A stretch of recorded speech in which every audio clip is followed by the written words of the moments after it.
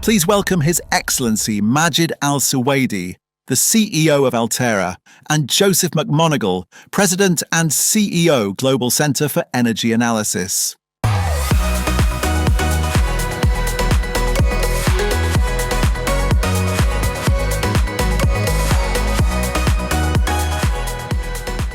Well, welcome everyone to this great session and conversation we're going to have with my good friend, the Ambassador, His Excellency Majid Al Suwaidi. He's the CEO of Altérra. Many of you, if you're not in energy or don't follow climate policy, you're probably not aware of Altérra, but it's a very exciting new climate finance-focused fund that the UAE is given $30 billion to invest in climate finance and actually to sort of galvanize other financing. And we'll get into that and unpack, I think, a little bit of what Altérra is doing, get an update from you. But it's a very exciting new, well, it's not brand new, it's like 3 years old, but it's still fairly new in this space. But first, I'd like to sort of let the audience learn a little bit about you, because you're an experienced diplomat and climate negotiator, but you started as a geologist, right, at ADNOC, and then they recruited you into climate diplomacy. So tell us a little bit about your background. I know you were the ambassador of the UAE to Spain and also the consul general in New York. So give us a flavor of that experience and what was your favorite job, and we'll get into the COP job after you tell us a little bit about your diplomatic postings. Well, it's great to be here, and thank you so much to the Milken Institute for inviting me to speak and putting on, as always, such a wonderful event. How did I end up here? As I guess I always like to say that I was an accidental diplomat, and now I'm an accidental CEO. I was a geologist. I am a geologist. I feel like it's more of a lifestyle choice than a profession. I started in oil and gas, as most of us do here in the UAE, and I benefited from being part of the wonderful industry here that helps train so many young Emiratis in our system. And I was looking for a new challenge, and this opportunity came up to do climate negotiations, which as a geologist I was very familiar with, and I thought it would be an interesting change in my career to try something new. I thought I would do it for like a year or so, just to get a flavor of something different. And I ended up entering the diplomatic corps and being part of the Ministry of Foreign Affairs, and it was a really wonderful experience. I worked at a time in New York as I was the chief negotiator for the UAE at Paris, as you know. Worked on the SDGs in New York at the mission, and was consul general for a few years in that gap between Paris and COP28, and ended as ambassador in Spain before taking on the COP role. I was thinking about this question because I'd seen it before. Which one was my favorite job? Yeah. And I'm going to answer it in a slightly different way. Before all of those things, I was a grad student, and I was really poor, and I needed a job. So I worked as a research assistant in the summer to make ends meet. And my favorite job was that job. Wow! Because they would take us by helicopter, and they would drop us on the top of a mountain in the middle of nowhere with no communication, no roads, no access to civilization. And in that moment, when you sat on top of that mountain, you felt about that big, because you could see nature in all its glory.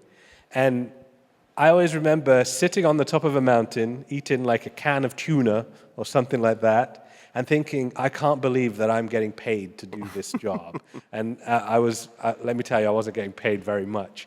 But that was my favorite job. And I've had such wonderful experiences in all of the jobs I've done since then, and I've been very, very lucky to be here, to get to where I am today. Well, you surprised me because I thought you were going to say Madrid was your favorite place, but... It was one of my favorite places to live, which is a different question. For sure, that's true, for sure.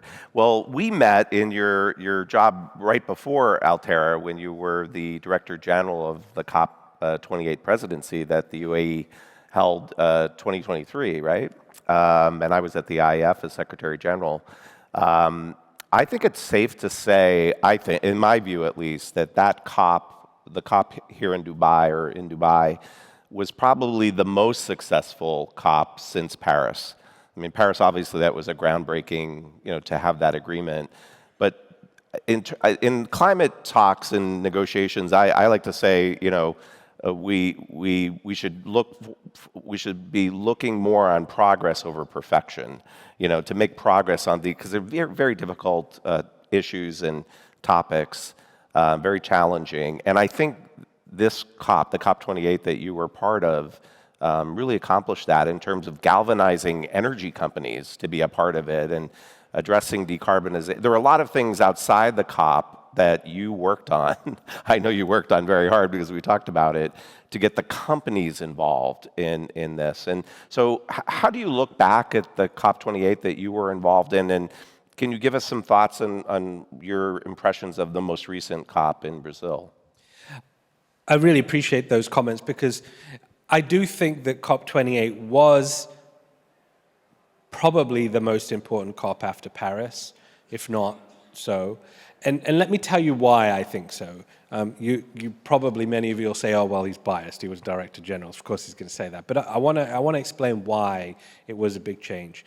I was the lead negotiator for the UAE in Paris. I was involved in the writing of many of the sections and the negotiations in the Paris Agreement. And when we finished that agreement, if you remember, that was 2015. It was a moment of a high point in multilateralism. It was when we had the full financing for development agenda. It was really a peak. And at that point in time was when I decided, okay, I'm done with climate negotiations and sustainable development, and I'm going to move on and do other things. And I went to be Consul General. Because at that point in time, I thought, we have this political process, that's come to this agreement, now it's about implementation. It's about delivery of what we promised in Paris. So I went away for a few years. I was Consul General, I was ambassador in Spain, I enjoyed my life, and then we were set to host, and I was asked by Dr. Sultan and His Highness Sheikh Abdullah to come and be Director General for COP, which of course, it was my honor to do so. And when we approached it in with that mindset that Dr. Sultan brings to everything of practicality. What is needed to be done here? Which I think is the UAE way, right? Also a CEO's way. And a right? CEO's way. He took a lot of criticism for that. I know, but I think that made him the perfect man for the job. Because I can remember when I came back, shortly before I started the job, I came to one of the meetings, the Petersburg Dialogue, and I went to the meeting and I was like, great, all my friends are here, all the people I remember, and then they started talking. I was like, great, I can remember all the jargon, I can remember the acronyms, this is wonderful. But then slowly it dawned on me, you know what, we're saying the same things. We're saying the exact same things that I heard 5 years ago, 6 years ago. And nothing has changed. We haven't progressed. And then as Dr. Sultan and I traveled around the world meeting people, it became really apparent that one, we were off track to achieving our goals, and two, we were repeating the same things and expecting a different result. So we needed to change how we did it. And that's why we put together one of the best teams that I can think of in COP history. Honestly, I think that we did a great job of bringing all the great climate minds together, putting them in a room and saying, okay, how do we solve this? How do we fix this? And the conclusion we came to was that governments have done their part. Governments need to continue to do their part. That's a slow and steady process. But we need to bring the private sector. And we can't just do it in this sort of half, well, we kind of want you there, but we're going to put you in a tent far away. Right. We need to engage the private sector at the heart of what we do. And remember, when we think about the private sector, we think about companies, right? But what the private sector means in the climate world is everybody else. There's governments and then there's a private sector. So you're talking about NGOs, civil society, academics, companies, the business community, you're talking about everybody else.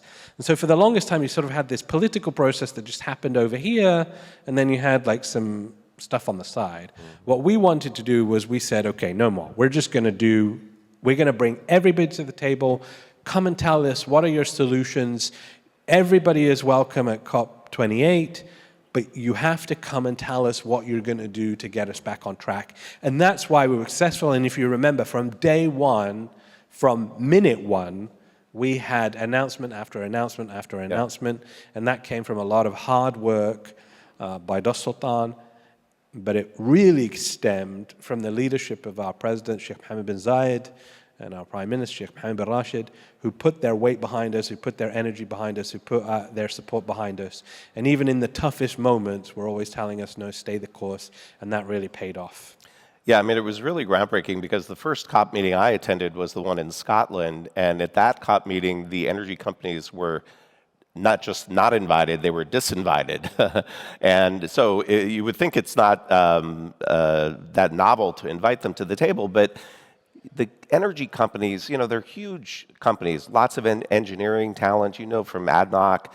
If you want to scale up climate solutions and transition clean technologies, you need these energy companies with these great workforce people to scale up these technologies. So it was really, I think, it made a big difference, I think, in whether that COP was successful or not. Sure. I mean, I think that it's just logical, right? Like, how can you have a conversation about energy without you would think, the energy players in the room? They have to be there, right? They have to be there. And it's also about recognizing where we are. So the energy transition is exactly what it says on the tin. It's a transition. It doesn't mean that from today and then we're going to have one type of energy and tomorrow we're going to have another. What it means is that we need to transition over time, and those folks who work in the energy companies, they're hardworking, solid people who care about these issues just like everybody else. Oh. And we know that today we're dependent on one type of energy, but we want to move to those new forms of energy. And who better than the people in the energy sector itself to help us to do so? They know, they have the capital, they know how to do these projects at scale, they have the know-how, the people, the folks. We need to engage them in a conversation. But also remember what climate is about, not just on energy, on any topic. If you're talking about women, you're talking about health, you're talking about education. It's a process that requires all of those involved to come along together. The atmosphere doesn't have boundaries, right? That's a plus and a minus. Yeah. And so for us to make progress, we have to bring everybody together, everybody along. We can't leave anybody behind. And that just means that you have to have a process that is inclusive, that recognizes the challenges of different stakeholders, different parties, and then says, okay, well, how are we going to help you to address your challenge so that you can move with us? And that's what I think is really important to remember about the climate process. Yeah. Well, let's talk about Altérra, because it was one of the big accomplishments from the COP28, a big announcement of this $30 billion climate fund with a goal of like aggregating and attracting about $250 billion for climate finance. So you did such a good job as DG, they recruited you to take on this task. So you've been doing this for 3 years. Tell us how it's going. I know you've launched 2 funds, and give us an update. Yeah, no, thank you. And we really have done a great job. I didn't get a break after COP. I think I had like a couple of days to sleep, and then we immediately started. And I started with just a couple of people. We're almost coming up on 2 years old, but in reality, we're less than that. And what we wanted when we launched Altérra was that it wasn't just a pledge or a commitment that never happens, but that this was a real thing. And that's what was great, was that we said this is a 30 billion fund, but from day one, we committed 6.5 billion, so 20% of our capital. So we really started out in earnest to deploy that capital and to work with the 3 partners. If you recall, we chose Brookfield, TPG, and BlackRock as our initial partners to say, okay, how is this going to work? And we invested across several of their different strategies, their existing strategies, which meant we could get capital out the door very quickly. But as you mentioned, what we're most proud of was we launched these 2 new Global South funds, one with Brookfield and one with TPG. And when we started out, we were told by consultants that maybe we'd be able to get 1 times, 1.5 times our capital. Because remember, what's important to us is achieving that climate impact, but also the mobilization. How do we mobilize capital to the Global South? These 2 new Global South dedicated funds have been able to raise 9 times in the case of Brookfield and 4 times in the case of TPG. Brookfield's is more of an infrastructure fund, TPG private equity, and we're looking to develop new and other solutions as we go forward. But we feel really excited that it shows that there's an appetite for these type of investments, that people still believe in the cause, and that Altérra's mission really appeals to people. That this idea that we can achieve our impact while achieving the commercial returns that we want to do. And remember, we used innovative ways to catalyze those funds. But I've been really surprised. We have an amazing pipeline of deals today. We're deploying capital. We're investing in great companies and great people. And we're having a massive impact. And please stay tuned. Next year, we're going to be releasing our first climate impact report. We're doing great deals across 4 pillars: clean energy, industrial decarbonization, climate tech.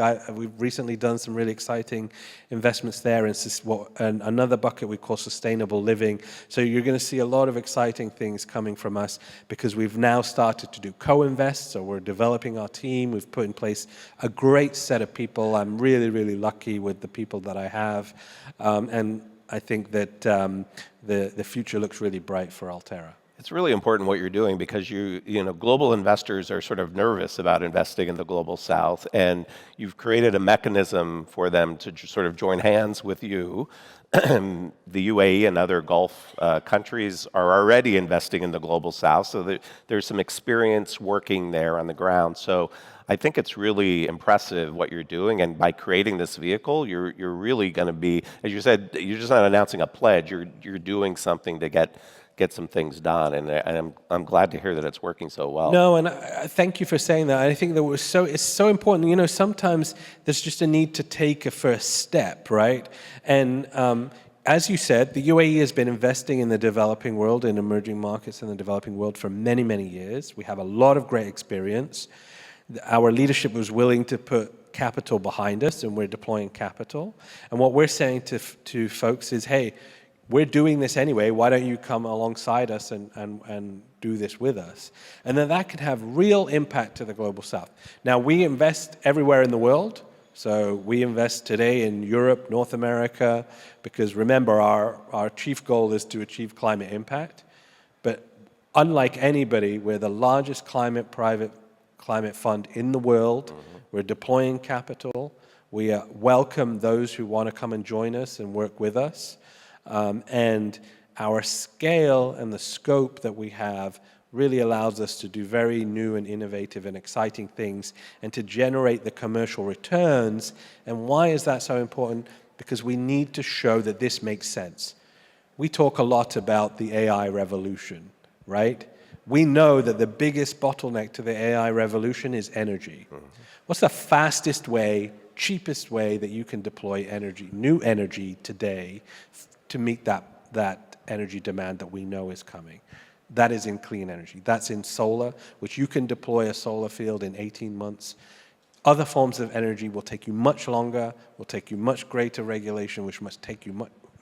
These investment decisions just make sense. Yeah, for sure. And Abu Dhabi is not just a finance hub, a global finance hub. It's now becoming a climate finance hub, and that's thanks to your good work and the work I know you'll be continuing at Altérra. Before we close, this is a long topic, so maybe we can't get into it, but you mentioned AI, and of course, how do you see that maybe complicating the mission that Altérra has, or maybe it doesn't, maybe you see it complementing, but it's creating such big energy demand. Also, you have energy security concerns, and on top of that, you have the transition, keeping a focus on trends. How do you square all those priorities? You know, I think it's really interesting. It's no doubt that we all understand that this new technology is going to be a boon for productivity, is going to be a boon for our development as a species. And so it's an important part of what we all should be thinking about. And at Altérra, we think about it on multi-layers. How can we use AI? How is AI going to be deployed as a technology in the spaces where we want to invest? Remember, we invest in future technologies. That's what I think a lot of people don't think about, is that, yes, we're a climate fund, but we invest in the future, a clean future. Yeah. But we invest in the future and future technology. So we look very clearly at that. How can it help? How can it be helpful in creating that clean future, and how can we be investing in that? But then, as you said, it also creates challenges, particularly around energy, but that can be an opportunity. As we deploy data centers in the global south, can we build clean energy around it? Can we ensure, we have to ensure that that new energy demand that is added on top of the existing demand that we already knew because of population growth and development in the global south was going to be a challenge to meet, that we have to meet that with the cleanest form of energy. And for us, as Altérra, we see that as an opportunity. We see that as great for the businesses that we invest in, and we see that great as creating opportunity. As I said, there's no faster energy that can be deployed today than clean energy, that likes wind and solar, and we believe strongly in that. But we're also looking at nuclear. We're also looking at other forms of energy. So I think that this is really going to create a step change in how we think about how we deploy energy and how we use it. And we at Altérra believe that that has to be in the cleanest, most climate-friendly way. And that's where we're putting our bets. Well, as you can tell, we could probably talk another 20 minutes on this topic, but we have to end it there. So please join me in thanking Ambassador Al Suwaidi. Thank you.